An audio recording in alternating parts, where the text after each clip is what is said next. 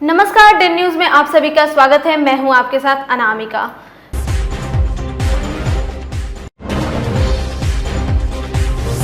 बिहार में अनलॉक 6 की हुई घोषणा, दुकानों के साथ खुल सकेंगे शॉपिंग मॉल, पार्क और धार्मिक स्थल। प्रशासन की अनुमति से हो सकेगा राजनीतिक, सांस्कृतिक, धार्मिक और मनोरंजन सहित अन्य कार्यक्रमों का आयोजन।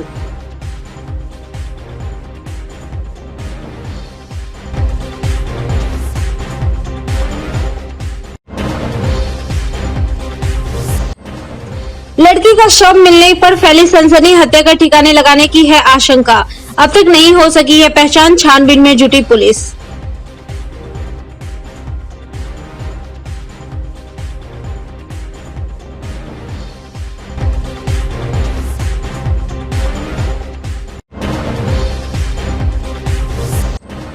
और मुजफ्फरपुर पुलिस को मिली बड़ी कामयाबी, 24 घंटे के भीतर ट्रक समेत लूटी गई 40 लाख के सरसों तेल बरामद, खरीदार सहित 7 अपराधी गिरफ्तार।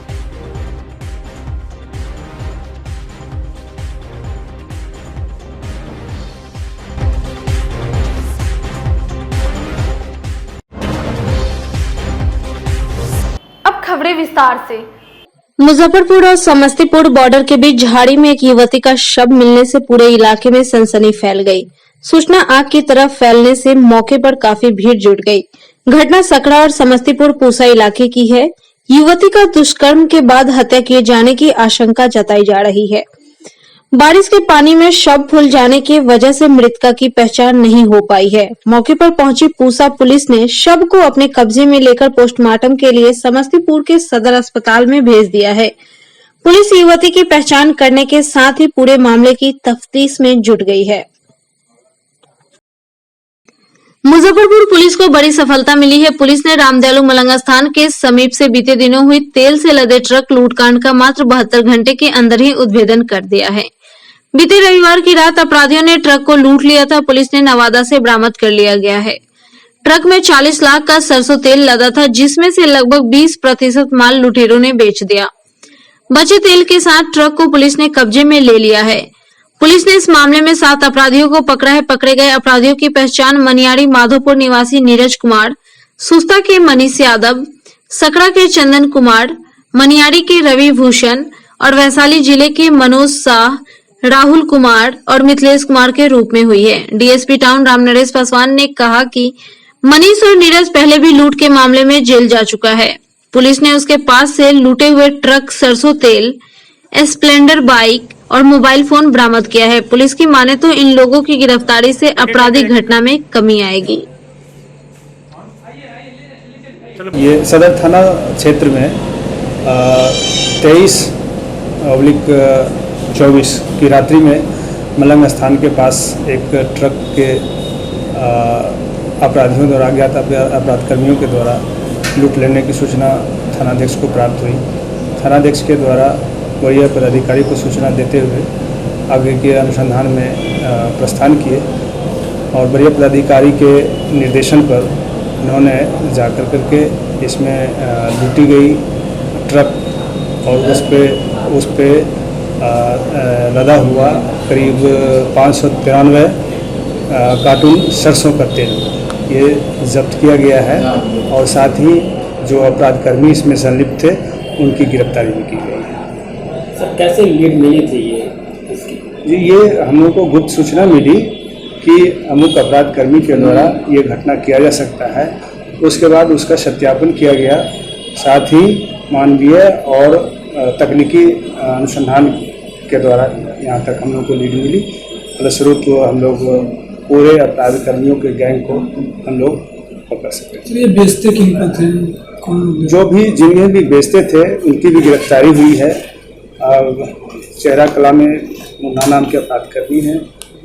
उनके यहाँ उनका आपराधिक इतिहास रहा है। उनके यहाँ बेचते थे, उन्हीं के द्वारा ये षड्यंत्र कर करके पूरे गैंग को लीड किया गया था और इसको बाहर ले जा करके हजारीबाग अथवा रांची में भी बेचने की बात बताई जा रही थी, लेकिन हम लोगों ने इनको रास्ते में। कितने लोगों की कुल गिरफ्तारी और क्या क्या बरामद किया? जी, अभी तक 7 लोगों की गिरफ्तारी हो चुकी है और पूरे जो भी सरसों का कार्टून था 593 पीस, सभी की बरामदगी हो चुकी है। साथ ही ट्रक की भी बरामदगी हो चुकी है। मिठनपुरा के कोचिंग संचालक ने ब्रह्मपुरा राहुल नगर निवासी वैभव मिश्रा पर अपहरण कर मारपीट का आरोप लगाते हुए एसएसपी जयंत कांत और आईजी गणेश कुमार से जानमाल की सुरक्षा की गुहार लगाई है। कोचिंग संचालक संदीप कुमार मिश्रा ने बताया कि पिछले दिनों वैभव मिश्रा समेत उनके कई गुर्गों ने मिलकर अपहरण किया, फिर अकाउंट से पैसे की निकासी कर ली। शिक्षक संदीप कुमार ने बताया कि उन्हें लगातार धमकी मिल रही है। प्रशासन अगर एक्शन नहीं लेती है तो उनके साथ कुछ भी अनहोनी हो सकती है। 30 जुलाई के दिन मेरे साथ एक हादसा हुआ जिसमें वैभव मिश्रा, राहुल नगर ब्रह्मपुरा और उनके सहयोगी मुकेश कुमार, रमेश कुमार और अमित कुमार जो प्रहलादपुर तरोरा के हैं, इन लोगों ने अगवा किया और वैभव मिश्रा के घर पे जो कि राहुल नगर ब्रह्मपुरा में है, करीब 10-11 घंटों तक मुझे बंधक बना के रखा, मारा पीटा और मेरे अकाउंट से 1,33,700 रुपये निकाल लिए और मुझसे ज़बरदस्ती वीडियो बनवाया गया जिसमें ये कहा गया कि मैं 14/3/2021 को उससे 6 लाख रुपए कर्ज लिया हूँ। और फिर एक और वीडियो बनवाया गया जिसमें ये कहवाया गया कि आज मैंने उसे 1,33,000 रुपये दे रहा हूँ, जिसके बदले में वो एक चेक मुझे वापस कर रहा है और 5 चेक 1-1 लाख रुपए का वो साइन करा के रख लिया। पूरा दिन वो मेरा मोबाइल फ़ोन वो लोग अपने पास रखे हैं और जिसमें व्हाट्सएप, फेसबुक और पता नहीं क्या क्या उस पर उन लोगों ने एक्टिविटी किया है। मेरे पास कोई चेकबुक, कोई पर्स, कोई एटीएम नहीं था, तो वो मुझसे ही फ़ोन करवा के मेरे घर पे ये मुकेश कुमार और अमित कुमार को भेज के घर से चेकबुक मंगवाया, फिर दोबारा भेज के एटीएम वगैरह मंगवाया और मेरे अकाउंट से पैसे निकलवा ले। मारपीट भी की है, बहुत ज़्यादा मारपीट करी है, मुझे करीब 70-80 लाठी मारा है उन लोगों ने। क्या चाहते हैं, किस लिए आए हैं? मैं चाहता हूँ कि न्याय हो, थोड़ा जल्दी न्याय हो, क्योंकि समय मिलने से वो लोग ना अलग अलग तरीके की एक्टिविटी कर रहे हैं और अलग माध्यमों से ना जान से मारने की धमकी और अलग अलग केस में फंसा देने की धमकी कर रहे हैं। मुझे डर है कि कहीं मेरा हत्या ना कर दिया जाए और अगर मेरे साथ कोई अनहोनी होती है तो उसका जिम्मेदार ये वैभव मिश्रा, मुकेश कुमार और रमेश कुमार होगा। गिरफ्तारी चाहते हैं? जी, गिरफ्तारी चाहते हैं। हम वरीय पुलिस अधिकारी से निवेदन करते हैं कि कृपया वो इसमें जल्द से जल्द ये मतलब इसकी जांच करवाए और दोषियों को सजा दिलवाए। अहियापुर के बिकनपुरा में दरवाजे पर खड़े ट्रक की चोरी कर ली गई। बताया जा रहा है कि सीतामढ़ी जिले के रूनी सैदपुर के कामेश्वर राय ट्रक का कारोबार करता है। वर्तमान में बिकनपुरा में किराए पर कमरा लेकर परिवार के साथ रहते हैं। वहीं पर प्रेमलाल के दरवाजे पर अक्सर ट्रक लगाते हैं। उन्होंने बताया कि चालक शिवनाथ छपरा स्थित अपने घर गया था। पिछले 4 दिनों से ट्रक दरवाजे पर खड़ा था। मंगलवार देर रात 2 बजे उनकी नींद खुली और बाहर निकले तो देखा ट्रक नहीं है। खोजबीन शुरू की पर पता नहीं लगा। काफी खोजबीन की गई, ट्रक का पता नहीं लगा। दरवाजे पर देखा तो पाया कि 4 व्हीलर के टायर के निशान वहां पर मौजूद है। प्रेमलाल से पूछा तो बताया कि रात को कोई 4 व्हीलर नहीं आया था। ये अपराधियों के वाहन के टायर के निशान हैं। सूचना मिलने के बाद पुलिस छानबीन में जुट गई है। आशंका जताई जा रही है कि ट्रक को मोतिहारी में खपाया जाएगा। पुलिस इसी दिशा में कार्रवाई कर रही है। थानेदार सुनील रजक ने बताया कि जांच चल रही है। इलाके में लगे सीसीटीवी खंगाले जा रहे हैं। 22 तारीख को जैसा शाम में हम गाड़ी जैसा खड़ा कर दिए थे बिकनपुर में मालिक का दूरा के सामने। अच्छा, वहाँ से जो है उसके बाद हम चले गए, घर चले गए। हमको जो है से मालूम हुआ जो है 4 सुबह में 4 बजे 5 बजे के करीब फ़ोन किए हैं। जैसे ऐसे बात हुआ, उनके पास अभी पहुँचे हैं तो वो बोले हैं कि जो है से ऐसे गाड़ी जो है से 12 बज के कुछ मिनट पर जो है गाड़ी चोरी हो गया। अच्छा, गाड़ी का नंबर है BR06G 4355। कुछ अपराधियों की पहचान हो पाई है? चोरों की पहचान जो गाड़ी लेके? कुछ नहीं पहचान में, कुछ नहीं पता चल रहा है? नहीं, कोई पता नहीं। और ये कितने बजे मैंने बताया है, कितने बजे की घटना है? 12-12 बजे रात को। कल की है? हाँ, कल, आज रात की। आज रात, हाँ, आज रात की। आप उस गाड़ी के क्या हैं? हम चालक हैं। जी।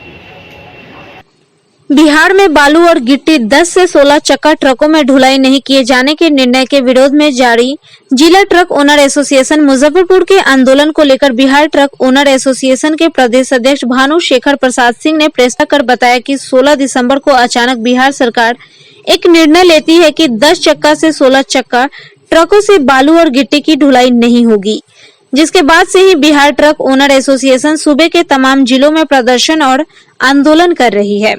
इसके बावजूद बिहार सरकार उनकी मांगों को मानने के लिए तैयार नहीं है, जिसे लेकर अब न्यायालय की शरण में जाएंगे। उन्होंने बताया कि बिहार में कोई उद्योग तो नहीं है।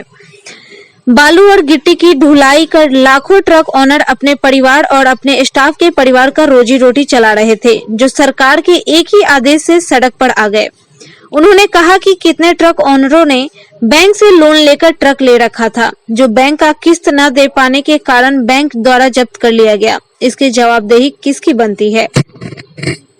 इसी बात के लिए जुटे हैं, आपस में हम लोग सब लोग जुटे हैं जो इस बात का हम लोग तय करें जो हमको सुप्रीम कोर्ट जाना चाहिए या क्या करना चाहिए, हमको हाई कोर्ट पर ही रहना चाहिए या सुप्रीम कोर्ट का भी दरवाजा खटखटाना चाहिए। क्या परेशानी आ रही है?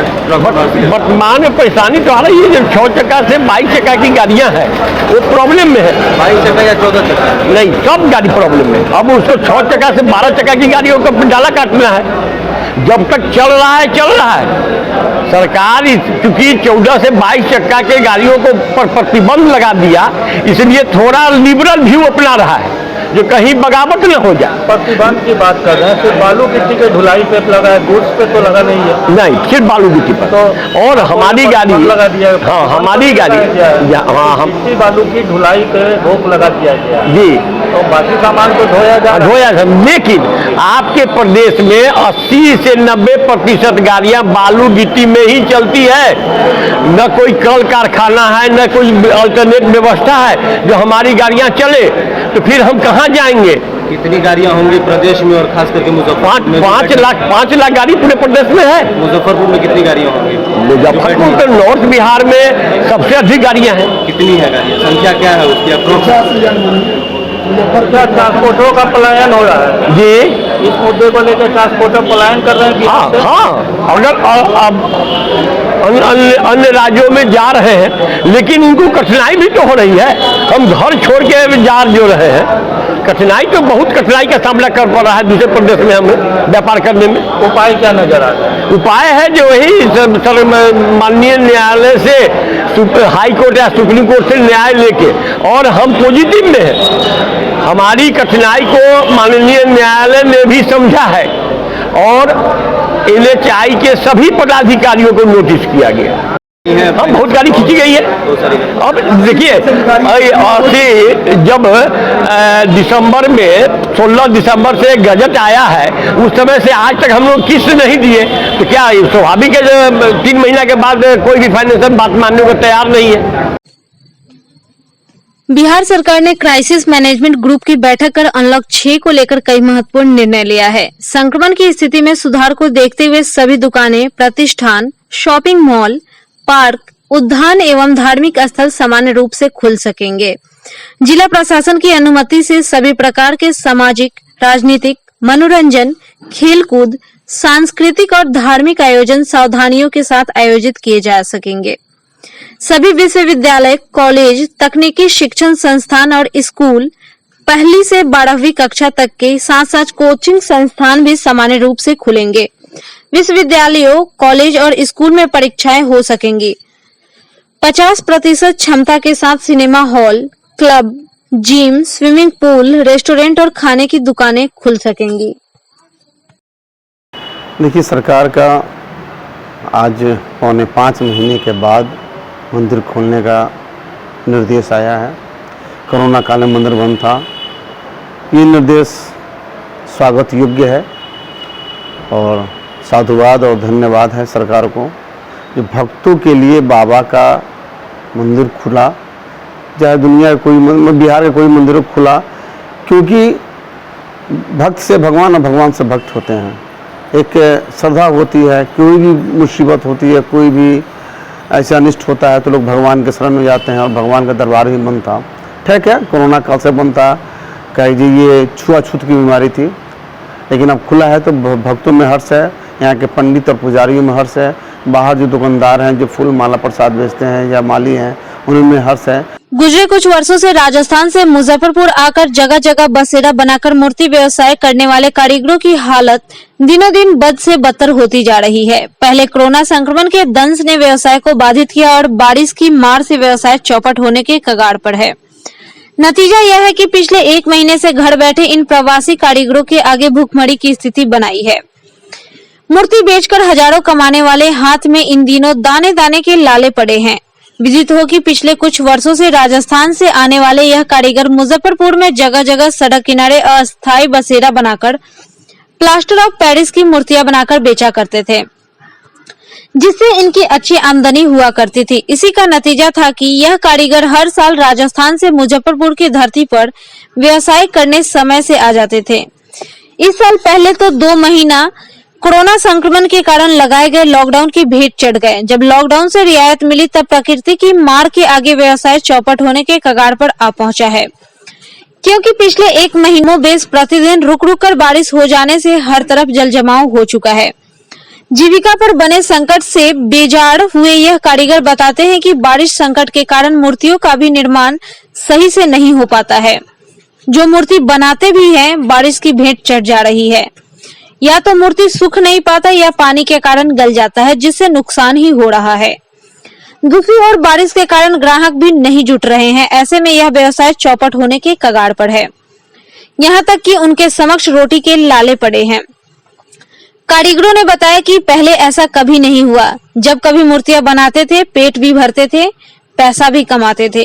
लेकिन बदहाली का आलम यह है कि मूर्तियों में रंग भरने वाले इन कलाकारों का जीवन खुद बेरंग होने लगा है। बहुत दिक्कत हो रही है लॉकडाउन से वजह से। हम दुखी हो गए, कर्जा भी हो गया। हमारा माल था पहले, सब वो टूट गया। अभी बारिश में भी टूट गया माल, पूंजी सब फंस गया। अब खाने पीने का बहुत मुश्किल चल रहा है हमारा। पानी भी लगे। राजस्थान से। क्या उम्मीद लगा कि यहाँ ये हम मूर्ति बना के बेचते हैं। इस बार कैसा रहा व्यापार? कुछ व्यापार नहीं है सर। व्यापार होता तो हम यहाँ थोड़ी वो करते। व्यापार होता तो ठीक है। बहुत नुकसान हुआ है। एक महीना हो गया, 1 महीना हो गया है। कुछ काम नहीं हो रहा है, सिर्फ बैठे ही है। मूर्ति बनाते हैं तो टूटती है, भिन जाती है, पानी लग गया है। कितने सालों से आ रहे हैं मुजफ्फरपुर? मुजफ्फरपुर हो गया 4 साल। एक जगह ही बैठे हैं। इस तरह से पहले कभी हुआ था? ना, पहले नहीं हुआ, अभी हुआ। लॉकडाउन में बहुत तकलीफ पड़ा। दिक्कत अभी क्या क्या है? अभी खाने का कुछ पैसा नहीं है, कुछ सब बीमार पड़ गया। छोटे छोटे सांप आते हैं और वो करते हैं। खाने पीने का बहुत मुश्किल चल रहा है। सकरा थाना क्षेत्र के चक पंचदही गांव में पेड़ काटने से मना करने पर अनीता देवी को उनके ही रिश्तेदारों द्वारा 18 अगस्त को कुदाल से मारकर घायल कर दिए जाने के मामले में सकरा थाना पुलिस द्वारा आरोपी बनाए गए व्यक्ति को गिरफ्तार कर देर रात छोड़ दिए जाने को लेकर अनीता देवी अपने पति वीरेंद्र कुमार के साथ आईजी गणेश कुमार से मिलकर पूरे मामले की जानकारी दी। घायल अनीता देवी ने बताया कि 18 अगस्त को उनके जमीन में लगे पेड़ को उनके पति के बड़े भाई कटवा रहे थे, जिसे मना करने पर उन्होंने कुदाल से मारकर उनका सर और हाथ काट दिए। घायल अवस्था में उन्हें सकरा पीएचसी में भर्ती कराया गया, जहां सकरा पुलिस द्वारा उनका दर्द बयान भी दर्ज किया गया। मामले में उनके भैंसुर को सकरा पुलिस दोपहर में गिरफ्तार करती है और देर रात छोड़ देती है। इसके बाद से ही उनके द्वारा परिवार के लोगों को केस उठाने के लिए धमकी दी जा रही है। इसे लेकर उन्होंने आईजी को ज्ञापन सौंपा, न्याय की गुहार लगाई है। हमारे नजदीक पेड़ रोपे हुए हमारे साइड में, उसको उखाड़ पुखाड़ कर रहा था। तो हम बोले कि सब आप ही लोग का है, सब आपके इधर रहता है तो हम कहाँ कुछ करने जाते हैं, सब मेरे इधर कहाँ ऐसे करते हैं। इसीलिए दोनों आदमी माँ बेटा मिलके हमको मारना शुरू कर दिया। माँ को बोलता है कि जो पगड़िया लाओ, पगड़िया ला के माँ दी, हाथ कर दिया। उसका बेटा और पत्नी दोनों खड़ा होकर देख रहा था। डंडा, बेटा डंडा लेकर चला रहा था। कौन लोग हैं? मेरे फरीक लोग हैं, हमारे पति के बड़े भाई। जमीनी विवाद है? हाँ, तो घर के बगल में मतलब पेड़ पौधा लगा हुआ है, इसलिए। मामला क्या है? देखिए, मामला सकरा थाना अंतर्गत सकरा पंचदही की घटना है। 18 तारीख की 18 तारीख की दिन के 10:30 पौने 11 बज रहा होगा। हम चूँकि अपनी दुकान चले आए थे, पत्नी और बेटी हमारी अकेले गांव रहती थी। इसी बीच में हमारे एरिया में जो बटा हुआ घर बट गया। हम अपने एरिया में रहते हैं, उनके एरिया में कुछ करते नहीं हैं। जो भी पेड़ पौधा है उसको आकर बराबर डिस्टर्ब करते हैं, उसके लिए मना किए तो पहले तो ये बेटी पर अटैक किए हुए, बेटी को जब बचाने का देखा कि अच्छा तुम आ गई हो ना, तुम्ही को इलाज करते हैं, और उसके बाद पहले तो मारना शुरू किए, उसके बाद पगड़िया मंगा लिया, पगड़िया मंगा के कहा कि आज काट देते हैं, इसका काम खत्म रहेगा कि फिर आज के बाद से कोई झंझट नहीं रहेगी। इसी क्रम में जो चलाया तो सर पर थोड़ा लगते हुए हाथ जो है कट गया, जिसका 9-10 स्टिच हाथ पर है लगा। उसके बाद ये गिर गए, गिर के ब्लीडिंग होने लगा, दांत पर मारा, उसके बाद भी संतुष्ट नहीं हुआ, उसके बाद भी डंडा से मारा, जो डंडा 3 खंड में बचा, उसका भी हमारे पास स्क्रैप है, हमारे पास फोटो है उसका। क्यों मारा? वही पेड़ पौधा को डिस्टर्ब करने के लिए, जमीन से जुड़ा हुआ, जमीन से संबंधित हमारे एरिया में पेड़ पौधा है, उसको डिस्टर्ब किया जाता है। आईजी साहब से आया है, क्या कुछ बातें हुई है? आईजी साहब ने कहा, तब बता देता हूँ पूरा विवाद। तब इसी पर जो हमने 18 को जो आवेदन इनका ट्रीटमेंट कराया, और उसी गाड़ी से हम लेते चले गए, इनको सदैव लेते चले गए थाना भी देखा है लोग, वहाँ भी जो ओडी अफसर थे उनके सामने में आवेदन दिया। 20 तक मेरा आवेदन पर कोई सुनवाई नहीं हुई, ना FIR हुआ। तब हमने सर के हमको व्हाट्सअप नंबर पर मिला, इन पर अपना आवेदन इनको पोस्ट किए। उस आवेदन पोस्ट किए के आलोक में इन्होंने तुरंत जब वहाँ से पूछताछ करवाया, उसी समय FIR करके हमको सूचना मिली, और रात के समय में छापामारी करके उसको पकड़ भी लिया गया, पकड़ के थाने पर ले जाया गया।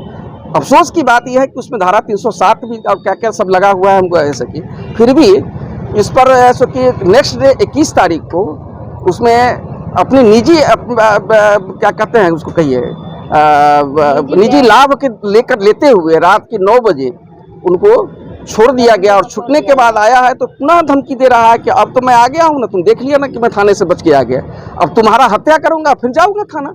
ठीक है, आज आईजी साहब से मिले हैं क्या? आईजी साहब ने इन्होंने हमको आश्वासन दिया कि ठीक है, अगर आपके साथ इस ढंग की हो रही है तो मैं इसकी जांच कराता हूँ। उस पर बुधवार को राजद अल्पसंख्यक प्रकोष्ठ के प्रदेश अध्यक्ष प्रोफेसर खालिद का हाफिज चौक पर वार्ड पार्षद अब्दुल बाकी के आवास पर अल्पसंख्यक प्रकोष्ठ के महानगर अध्यक्ष पाले खान के नेतृत्व में राजद के सदस्यों ने भव्य स्वागत किया।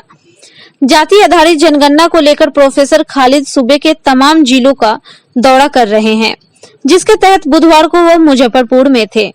प्रोफेसर खालिद ने बताया कि लोहिया का कहना था कि जिसकी जैसी हिस्सेदारी वैसी उनकी जिम्मेदारी, इसलिए बिहार में जाति आधारित जनगणना बेहद आवश्यक है, जिससे पता चल सके कि जातियों की स्थिति क्या है और उनकी आर्थिक स्थिति कैसी है। जातियों की आर्थिक और सामाजिक और शैक्षणिक क्या स्थिति है, उनका नक्शे पे आईने पे सामने आना जरूरी है। जब जातीय जनगणना शुरू हो जाएगा और जातीय जनगणना जब देश के सामने आ जाएगा तो पब्लिक डोमेन में वो बात आ जाएगी, तब उसके अंदर ये देखा जाएगा कि कितने हमारे लोग में गरीबी है, अशिक्षा है, आर्थिक विषमता है।